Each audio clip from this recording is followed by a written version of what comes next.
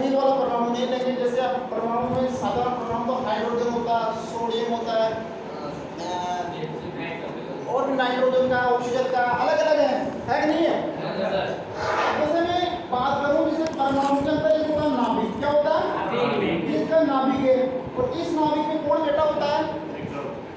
कौन बैठा होता है? न्यूट्रॉन और प्रोटॉन। कौन बैठा होता है? प्रोटॉन और न्यूट्रॉन ये दोनों जो होते हैं ये मतलब कि इस परमाणु को जकड़ करके रखते हैं। क्या करते हैं? और इलेक्ट्रॉन जो होते हैं वो इसकी बाहरी कक्षा के अंदर चक्कर काटते हैं। क्या करते हैं? इसकी बाहरी कक्षा के अंदर क्या करते हैं? चक्कर काटते हैं। कौन काटते हैं? इलेक्ट्रॉन। जैसे इलेक्ट्रॉन है, इलेक्ट्रॉन है, ये क्या करते रहते हैं? इसके चारों तरफ क्या करते रहते हैं? चक्कर काटते रहते हैं। क्या करते हैं? चक्कर काटते हैं। इसकी बाहरी कक्षा के चारों ओर क्या करते रहते हैं? चक्कर काटते रहते हैं। इसका उदाहरण अपने अपने सौर मंडल से ले सकते हैं। किससे ले सकते हैं? सौर मंडल से। सौर मंडल को देखा आपने, पढ़ा होगा आपने। सौर मंडल क्या करता है पता है आपको? सूर्य है सौर मंडल का केंद्र। कौन है? सूर्य सौर मंडल का केंद्र है और बाकी जितने ग्रह हैं वो सूर्य के चारों काउंट करते हैं। करते नहीं करते? पृथ्वी अपने ग्रह है। पृथ्वी क्या? अपने ग्रह। पृथ्वी घूमती है क्या? घूमती है? नहीं सर, घूमती बताएगा? पृथ्वी घूमती है। घूमती है सर, पृथ्वी घूमती है। पृथ्वी दो प्रकार से पृथ्वी घूमती है। कैसे घूम रही है? बता कैसे घूम रही है?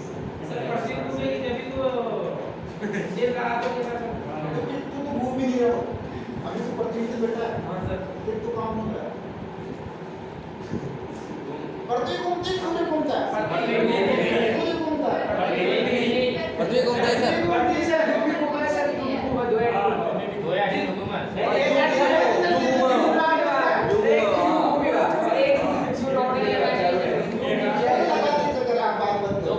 देखो अपन कहते हैं कि यार सूर्य इधर उगता है और अपना अस्त इधर होता है। हाँ यही कहते हैं ना, तो इसका मतलब ये हुआ कि सूर्य घूम रहा है। नहीं सर, पृथ्वी घूम रही है सर। सूर्य तो एक ही जगह, पृथ्वी घूम रही है। सूर्य नहीं घूमता, घूमती कौन है? पृथ्वी घूम रही है सर। कौन घूम रही है? पृथ्वी। ये पृथ्वी के घूर्णन की वजह से अपने को सूर्य उदय होता हुआ पूर्व में दिखता है और अस्त होता हुआ कहाँ दिखता है? पश्चिम में दिखता है ना। पृथ्वी क्या है? अपने अक्ष के ऊपर 23.5 डिग्री पर झुकी हुई है। चलो मैं भूगोल का टॉपिक पढ़ा देता हूँ आपको। कितनी डिग्री पर झुकी हुई है? 23.5 डिग्री के ऊपर झुकी हुई है। अपने अक्ष के ऊपर क्या करती है? सूर्य के चारों ओर क्या करती है? परिक्रमा करती है। क्या करती है? परिक्रमा। यानी कि इसका जो एक दिन का जो चक्कर होता है उसको क्या कहते हैं? परिक्रमण, सॉरी परिभ्रमण। और 365 दिन के अंदर जो पूरी साइकिल पूरी करती है सूर्य के चारों ओर 365 दिन, उसको कहते हैं परिभ्रमण। क्या कहते हैं? परिभ्रमण। इसकी दो गतियां होती है पृथ्वी की, परिक्रमण और परिभ्रमण।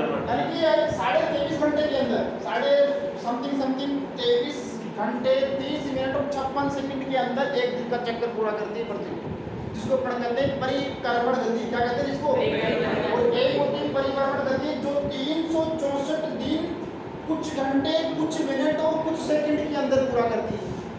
समझ रहे हो ना? 300 अपने पास साल में कितने दिन होते हैं? 365 होते हैं ना। और किसी किसी में 64 दिन हो जाते हैं, होते ही होते हैं।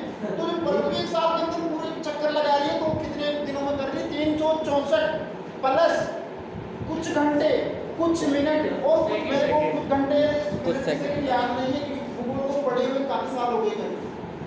समझो ना, यानी कि समथिंग 10 साल से ऊपर हो गया मेरे को भूगोल को पढ़े हुए और पढ़ाई हुई। तो ये सौर मंडल है, तो सौर मंडल का उदाहरण अपन इससे ले सकते हैं। इससे जो अपना इलेक्ट्रॉन है, ये इलेक्ट्रॉन क्या है? अपने इसके ग्रह है और इसका ये जो केंद्र है, जो प्रोटॉन न्यूट्रॉन बैठे हैं, इसका सूर्य क्या है? सूर्य। और ये सूर्य के चारों ओर क्या कर रही है? चक्कर लगा रहे हैं। क्या लगा रहे हैं? चक्कर। ध्यान रखना, परमाणु का जो सबसे हल्का तत्व होता है वो इलेक्ट्रॉन ही होता है। कौन होता है? इलेक्ट्रॉन। ये क्या सबसे क्या है भाई? 3 चीजें, प्रोटॉन है, न्यूट्रॉन है और इलेक्ट्रॉन है। तो इन तीनों चीजों के अंदर जो सबसे हल्का तत्व है वो कौन है? इलेक्ट्रॉन है। इसीलिए जो आसानी से अपनी कक्षा के अंदर क्या करता रहता है? चक्कर काटता रहता है। और ये जो दोनों हैं अंदर बीच में जो बैठे हैं प्रोटॉन और न्यूट्रॉन, ये परमाणु के नाभिक में होते हैं और ये परमाणु क्या कर रखते हैं? झगड़ करके रखते हैं। ये इनसे भारी होता है। इलेक्ट्रॉन से कौन भारी होता है? प्रोटॉन और न्यूट्रॉन।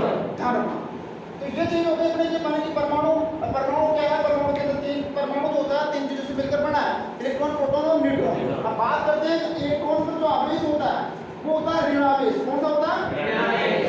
ऋण आवेश। और जो प्रोटॉन होता है, प्रोटॉन का जो आवेश होता है वो कौन सा होता है? धन आवेश। याद रखना इनको। कौन सा आवेश होता है? यही सारा खेल यहाँ से स्टार्ट होता है अपने इलेक्ट्रिकल की दुनिया के अंदर। जो प्रोटॉन होता है उसको धन आवेश होता है, जो न्यूट्रॉन होता है वो क्या होता है? आवेश रहित, उदासीन होता है सर। क्या होता है ये? उदासीन। इसके पास किसी प्रकार का आवेश नहीं होता है। ठीक है, उदासीन है। क्या ये? उदासीन है। इसको लाओ, इसमें ला दो। द्रव्यमान ये अपने को देखो, अक्सर अपने जो आवर्त सारणी होती है, क्या होती है? आवर्त सारणी है, जिसको अपन पीरियोडिक टेबल कहते हैं। उसके अंदर इन परमाणुओं का क्रमांक है, जैसे कॉपर का परमाणु है, सोडियम का है, ऑक्सीजन का है, नाइट्रोजन का है, एल्यूमिनियम का है। उनके क्रमांक और उनका द्रव्यमान अपने को देखने को मिल जाएगा सारणी के अंदर, और एक आध परमाणु की अपनी किताब में मिल जाएंगे अपने को ना। तो जैसे कि परमाणु द्रव्यमान तो क्या होता है, परमाणु क्रमांक क्या होता है, ये चीज देखते हैं अपन। परमाणु द्रव्यमान किसे कहते हैं, परमाणु क्रमांक किसे कहते हैं? कुछ चीज के बारे में बात कर रहा हूँ। परमाणु क्रमांक, परमाणु क्रमांक। और ये जो मुक्त इलेक्ट्रॉन है ना, ये जो मुक्त इलेक्ट्रॉन की बात करते हैं अपन, ये मुक्त इलेक्ट्रॉन इस परमाणु क्रमांक पर निर्भर करेंगे। क्या इसके पास मुक्त इलेक्ट्रॉन की संख्या जो अपनी कक्षा में 2 है, 3 है, 5 है, 7 है, 9 है, 1 है, वो किसके ऊपर निर्भर करेगी? इस परमाणु क्रमांक के ऊपर। परमाणु क्रमांक किसे कहते हैं? ध्यान रखना, परमाणु के अंदर विद्यमान इलेक्ट्रॉन और प्रोटॉन की संख्या, समझ रहे हो ना? प्रोटॉन और इलेक्ट्रॉन की जो संख्या होती है वही उसके क्रमांक का निर्धारण करता है। कौन समझेगा? परमाणु क्रमांक क्या होता है? परमाणु में विद्यमान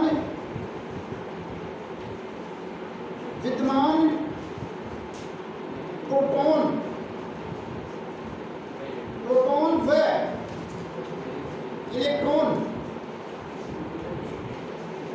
इलेक्ट्रॉन की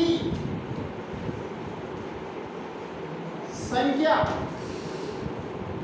इलेक्ट्रॉन की संख्या क्या कहलाती है? परमाणु क्रमांक। क्या कहलाती है? परमाणु क्रमांक। अब एक चीज ध्यान रखना, की संख्या परमाणु क्रमांक कहलाती है। एक चीज याद रखना, अब ये परमाणु क्रमांक जो है, ये परमाणु क्रमांक है, कोई भी परमाणु, कोई सा भी परमाणु, चाहे कॉपर का हो, चाहे एल्यूमिनियम का हो, चाहे सोडियम, चाहे नाइट्रोजन, चाहे ऑक्सीजन, चाहे हाइड्रोजन, किसी का भी परमाणु हो, उसमें इलेक्ट्रॉन और प्रोटॉन की संख्या बराबर होती है। क्या होती है? इलेक्ट्रॉन और प्रोटॉनों की संख्या हमेशा सेम होगी। अब आप बोलोगे सर आपके दिमाग में क्वेश्चन होना चाहिए कि सर जब आप बता रहे हो कि विद्युत का जो प्रचारण होता है तो इलेक्ट्रॉन की वजह से होता है। अब जब इसके अंदर सेम चीजें हैं, दोनों प्रोटॉन और इलेक्ट्रॉन, तो ये किस प्रकार से विद्युत का प्रचारण कर सकती है? जब एक परमाणु के अंदर दो चीजें सेम है तो उस टाइम में उदासीन रहता है। क्या रहता है वो? उदासीन। उसमें किसी प्रकार का आवेश नहीं होता, उसमें किसी प्रकार का आवेश नहीं होता उस परमाणु के अंदर। लेकिन क्या होगा, जब अपन आवेश पढ़ेंगे उसके बारे में बात करूंगा, ठीक है? तो परमाणु में विद्यमान प्रोटॉन और इलेक्ट्रॉन की संख्या क्या कहलाती है? परमाणु क्रमांक। जैसे मान लेते हैं अगर अपन सोडियम का परमाणु लें, किसका परमाणु लें? सोडियम का परमाणु लेते हैं, पर सोडियम के परमाणु जो क्रमांक होता है वो 11 होता है। कितना होता है?